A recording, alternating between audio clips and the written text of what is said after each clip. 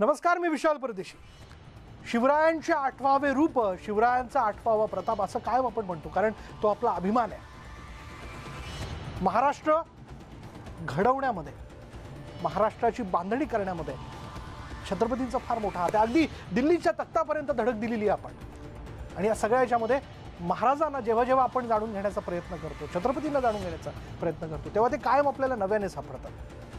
महाराजांची आणखीन एक वेगळी बाजू म्हणजे स्वराज्य स्थापनेबरोबर त्यांची अर्थनीती, त्यांचं व्यापारविषयक धोरण. महाराजांच्या शिवराज्याभिषेक सोहळ्याला 347 वर्ष पूर्ण झालेली आहेत आणि 348वे वर्ष आपण जे ते साजरं करतो. आणि त्याच अनुषंगाने आज आपण खरं तर जाणून घेणार आहोत कसं होतं त्यांचं स्वराज्याचं चलन.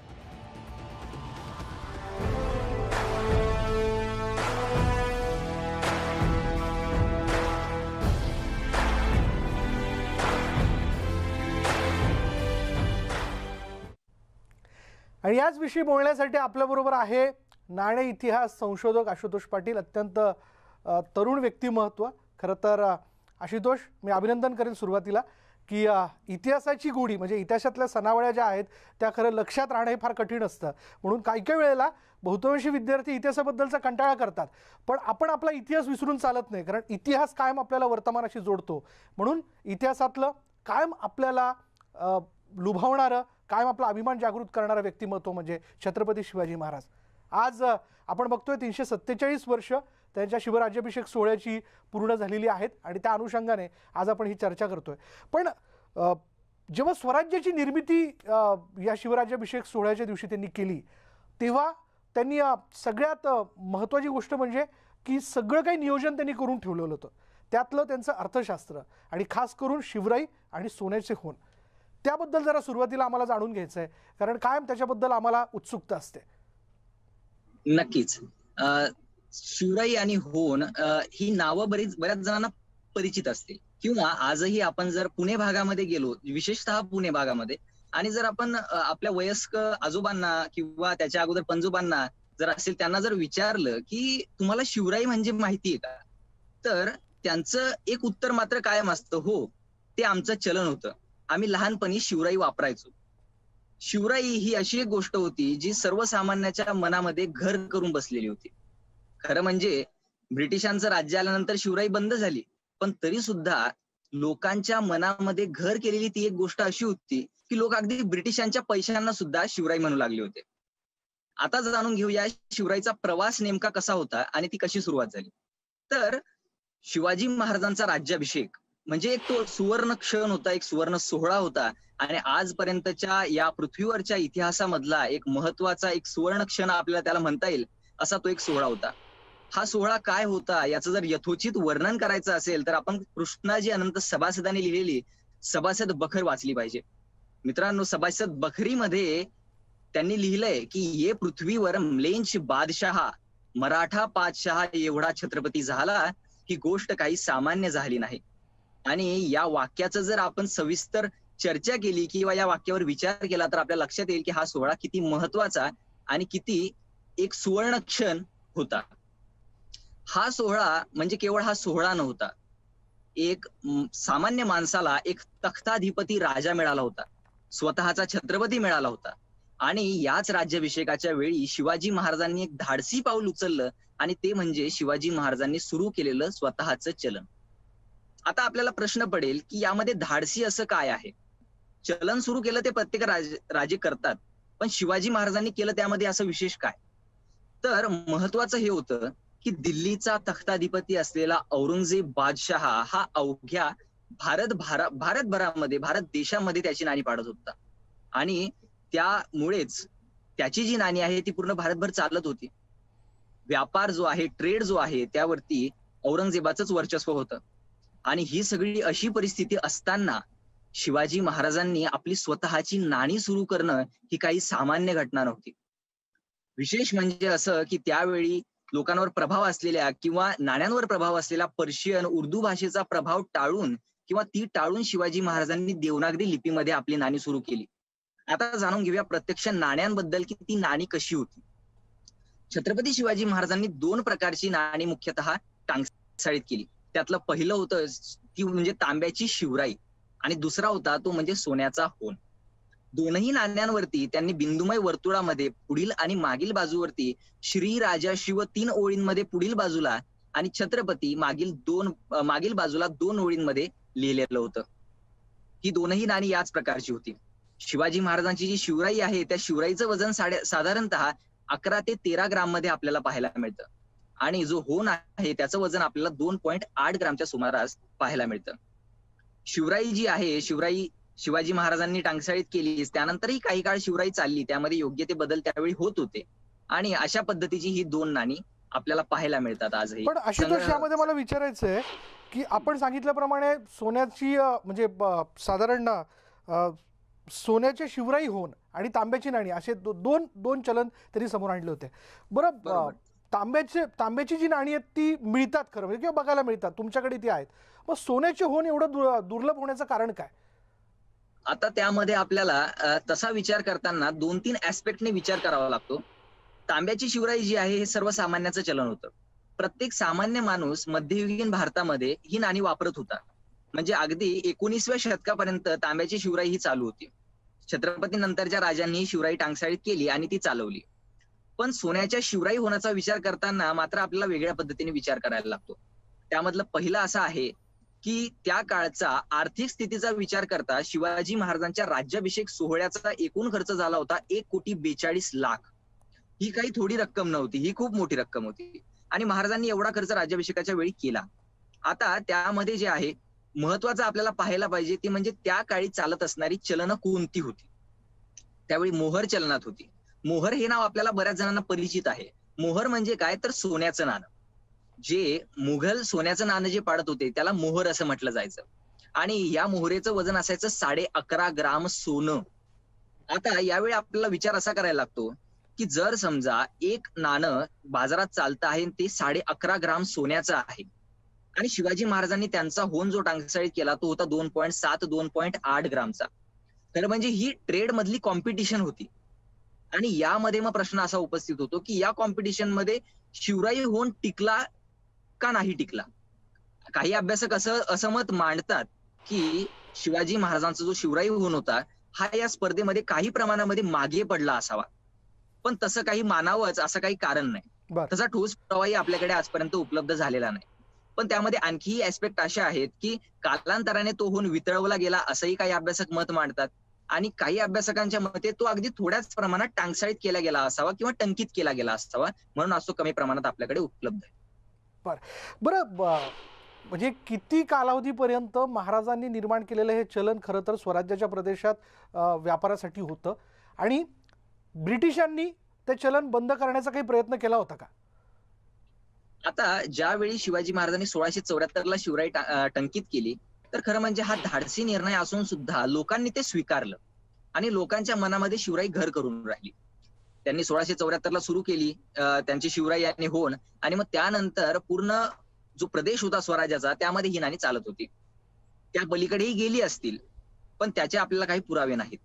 पण तरी सुद्धा महाराष्ट्राच्या प्रत्येक भागामध्ये आज आपल्याला शिवराई बऱ्या प्रमाणामध्ये मिळते आणि पुणे भागामध्ये मोठ्या प्रमाणात मिळते. आता ज्यावेळी आपण त्यांच्या नंतरचा विचार करतो, छत्रपती शिवाजी महाराजांनंतर छत्रपती संभाजी महाराजांनी स्वतःची नाणी टांगसाळीत केली होती. त्यानंतर छत्रपती राजाराम महाराजांनी स्वतःची नाणी टंकित केली होती. त्यानंतर थोरले शाहू महाराज असतील किंवा त्यानंतरचे छत्रपती असतील त्या सर्वांनी आपली शिवराई जी आहे ती टांगसाळीत केली होती. यामध्ये त्यांनी बदल काय केला तर बदल एवढाच केला की तो म्हणजे त्यांचं नाव त्या शिवराईवरती म्हणजे श्री राजा शिवच्या ऐवजी श्री राजा शंभू छत्रपती, श्री राजा राम छत्रपती, श्री राम राजा छत्रपती अशा पद्धतीची नाणी त्यांनी जी आहे ती टंकित केली. ही नाणी अगदी 19व्या शतकापर्यंत चालू होती. 1835 साली ब्रिटिशांचं एक क्षत्रिय अंमल भारतामध्ये आलं आणि ब्रिटिशांनी एकसारखी नाणी जी आहे पूर्ण भारतभर लागू केली आणि त्यानंतर जे आहे सर्व संस्थानिक खालसा झाले आणि संस्थानिकांची नाणी बाद होऊन त्यानंतर ब्रिटिशांचं चलन जे आहे ते सुरू झालं. बरं, ब्रिटिशांचं चलन या दृष्टीने मला एक प्रश्न असा आहे की महाराजांचा शिवराज्याभिषेक सोहळा जो होता तो अगदी भव्य दिव्य होता असं कायम सांगितलं जातं. बखरकारांनी त्याचं वर्णन केलेलं आहे. पहाटेपर्यंत तो चालला आणि या सगळ्याच्या मध्ये एक इंग्रज अधिकारी त्यांच्यासमोर झुकलेला आपण बघतो. तो इंग्रज अधिकारी नेमका कोण आहे आणि त्याचा महाराजांचं चलन याविषयीशी काही संबंध आहे का?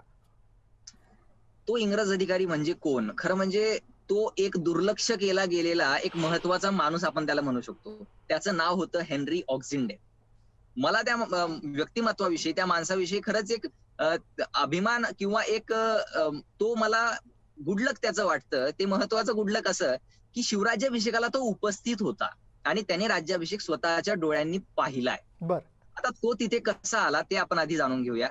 1661 साली शिवाजी महाराजांनी राजापूर लुटलं होतं आणि शिवाजी महाराजांनी राजापूर लुटल्याच्या नंतर इंग्रज तगादा लावून होते की याची भरपाई आम्हाला द्या.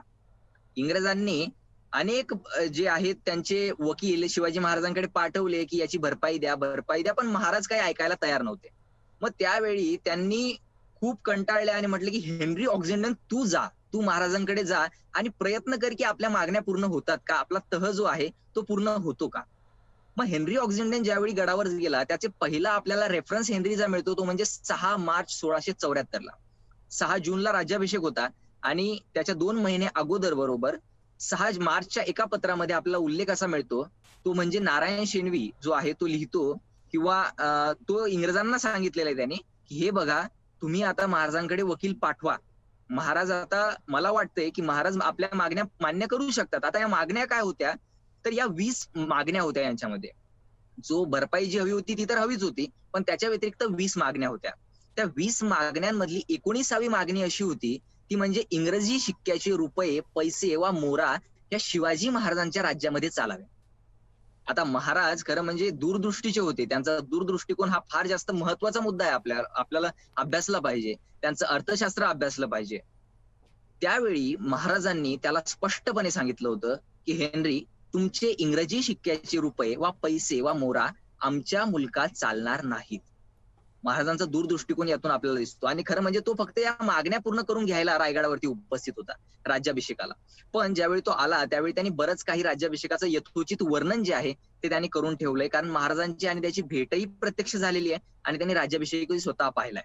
आता तो जी नाणी म्हणत होता की कोणत्या नाण्यांबद्दल यांनी मागणी केलेली होती तर तो होता इंग्रजांचा कॉपरून. कॉपरून हे पैसा परिमाणाचं नाणं आहे जे की मुंबईला टंकित करण्यात येत होतं. ब्रिटिशांनी स्वतःचं नाणं जे आहे ते त्यांनी सुरू केलेलं होतं आणि त्यांचा असा मानस होता की ते नाणं हे शिवाजी महाराजांच्या राज्यामध्ये चाललं पाहिजे.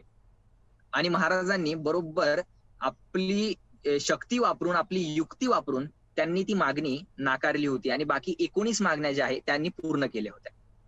अच्छा, आपल्याला आणखीन बोलायचं खरं तर आशुतोष, हेनरी ऑक्झिंडन हा जो विषय खरं तर तू पुढे आणलेला आहे. कायम आपण बघतो की त्या शिवराज्याभिषेक सोहळ्यामध्ये असं म्हटलं जातं की अरे इंग्रज देखील महाराजांसमोर झुकले होते. हो, निश्चितपणे ते झुकले होते, महाराजांनी त्यांना झुकवलं होतं. पण हा अधिकारी काही दिवस त्या रायगडावरती देखील मुक्कामी होता. त्याच्या डायरीत तिने काही महत्त्वाच्या नोंदी केल्या होत्या आणि मित्रांनो ही डायरी जी आहे त्यातले संदर्भ स्वतः आशुतोषने मिळवलेले ते आपल्याला जाणून घ्यायचे आहेत. त्यातनं त्याच्या दृष्टिकोनातनं महाराज त्याला कसे दिसले ते आपल्याला बघायचे. घेऊयात एक ब्रेक नंतर ही चर्चा अशी सुरू राहील. पहा फक्त न्यूज 18 लोकमत.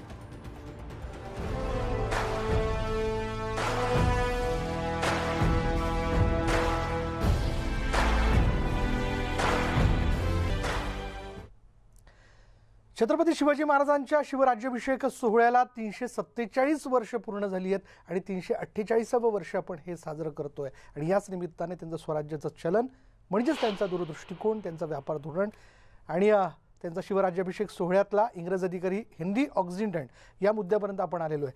हेनरी त्याच्या डायरीमध्ये काय म्हणतो आशुतोष? हेनरी हा काही गडावरती आमंत्रित नव्हता हे मी पूर्वी सांगितलं की तो त्याच्या मागण्या पूर्ण करून घ्यायला आलेला होता. आता ज्यावेळी तो गडावरती येणार होता तर त्यावेळी अगोदरच हे त्याला माहिती होतं की शिवाजी महाराजांचा राज्याभिषेक आहे. पण तो एवढा भव्य असेल किंवा तो गड कसा आहे याबद्दल त्याला मात्र काही कल्पना नव्हती.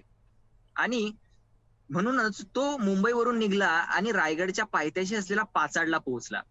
पाचाडला पोहोचल्यानंतर त्याची आणि निराजीरावजींची भेट झाली.